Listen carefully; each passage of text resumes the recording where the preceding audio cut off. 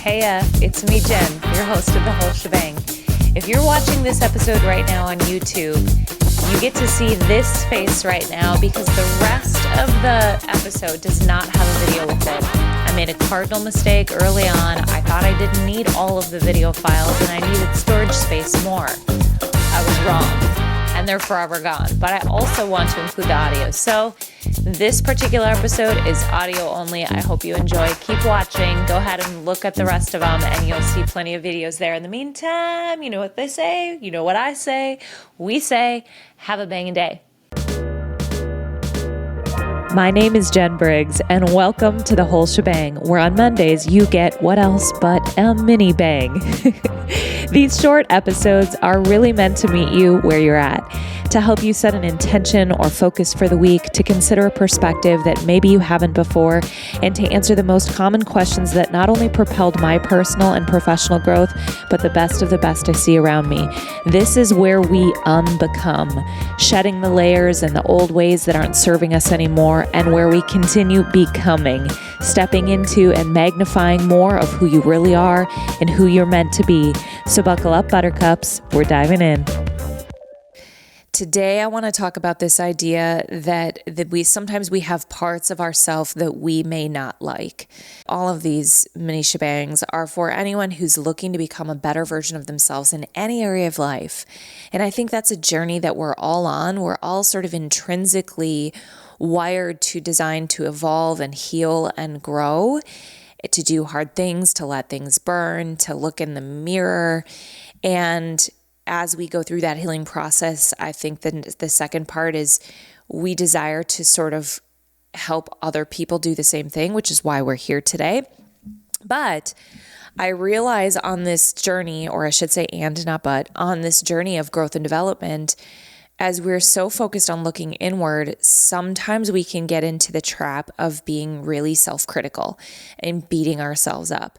Maybe we have a habit we kind of broke. Maybe we don't like that we're less patient, or we have more anxiety, or we're kind of depressed, or, as you start looking in the mirror and becoming more self-aware of the things that surface, there are two ways that we can approach that. One is to be really judgmental towards ourselves and critical towards ourselves. The other is to be compassionate towards ourselves. And as a little bit of a side note, look at how you view other people. How we view other people is a mirror towards how we view ourselves and vice versa. And so if you tend to notice that you have a lot of negative self-talk, you are probably also more judgmental towards other people than you realize. So this idea of compassion towards self and compassion towards others applies both directions. And I think often this idea of self-compassion can get sort of written off because it's bundled into self-love and self-care and bubble baths. And don't get me wrong, bubble baths are delightful. But what I'm talking about is this idea that when we find ourselves beating ourselves up, trying to fix the problem, trying to discipline it out of us, what if we paused and treated that part of ourselves like we would an embarrassed child who just messed up? Because that is that part of us that feels like we mess up or we're not good enough. When we try to protect that part of ourselves, then we puff up often and we get ego involved, and then we start to, and there is a place for discipline, don't get me wrong, but that's not what I'm talking about today. We start to sort of discipline it out of us, but also there is a place to come in and wrap your arms around that part of you and just have a moment of compassion and go, oh, I see you. It's okay. You're human and you're not expected to be perfect. And I love you. Like, I'm imagining what I would say to one of my daughters who made a mistake and felt embarrassed and felt guilty and felt ashamed and felt like they weren't good enough. Could I say, oh, you're probably right. We need to fix this habit. We need to create new structure. Sure, I could do that, but oh my gosh. Or think of another example. If you've been in a relationship and you're really angry and somebody comes in and they say, do you want a hug? And you say, no. okay, well then we can have tension here and resistance and we can fight this thing out. Or I've had circumstances, and I've done this with my kids too, where somebody is feeling frustrated with themselves or with you or with the situation. And you go over to them and you just wrap your arms around them. What happens?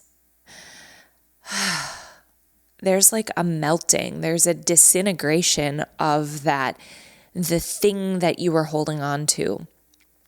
Remember this, anytime we resist something, even today we're talking about within ourselves, we create tension, and tension creates pain. So when you notice this part of you that you're resisting, that I don't like my body, I don't like the way I think, I wish I could beat this habit, you're beating yourself up over something, you're creating more friction, and you're also putting more energy on a thing that doesn't need more energy. Where you put your focus, where you put your energy, that thing is going to expand and get bigger. But if you can come around it and just put a little love on it, put a little love. There's so many songs I could have sung just now.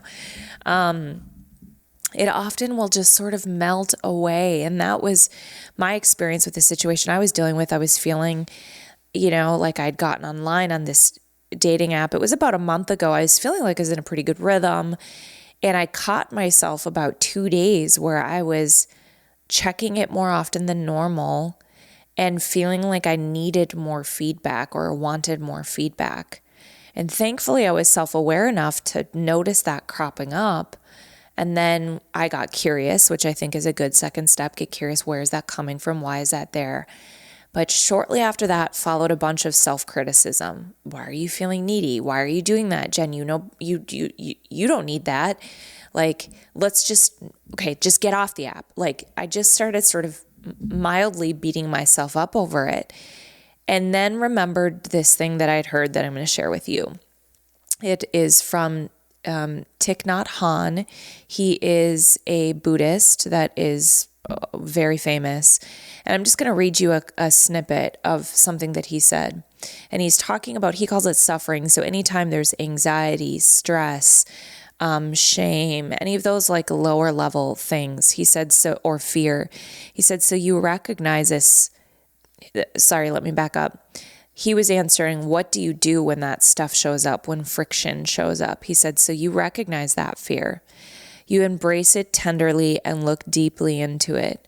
And as you remember your pain, you will get relief, and you find out how to handle that emotion in that moment. And you know how to handle fear. Then you have enough insight in order to solve the problem. The problem is to not allow that anxiety to take over. When these feelings arise, you have to practice in order to use the energy of mindfulness to recognize them, embrace them, and look deeply into them. It's like a mother when the baby is crying. Your anxiety is your baby. You have to take care of it. So you have to go back to yourself, recognize the suffering in you, embrace the suffering, and then you get relief.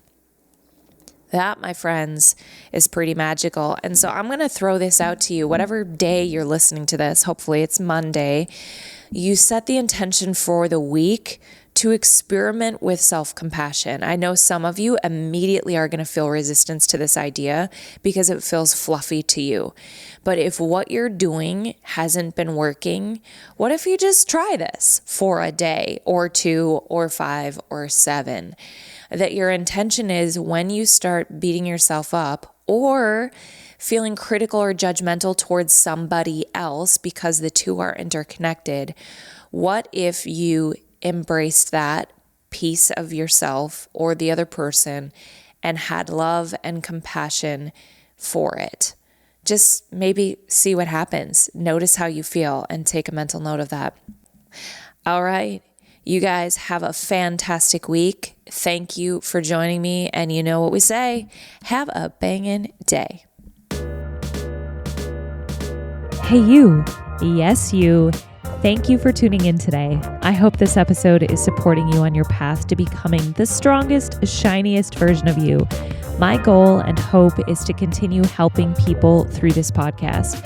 So if you've enjoyed this episode or taken anything that's helped you out, the best thank you would be to join me in moving this forward by doing 2 simple things. If you haven't already, following the podcast is very helpful. Also, apparently the algorithms really like reviews. If you can take a minute to leave a review, artificial intelligence would love it, and I would be so grateful. Feel free, of course, to share an episode with someone who you think may need to hear what you heard today. Thanks again, everyone. I genuinely appreciate you, and I'm so thankful to be building a community like this together here. I'll catch you later. In the meantime, have a bangin' day.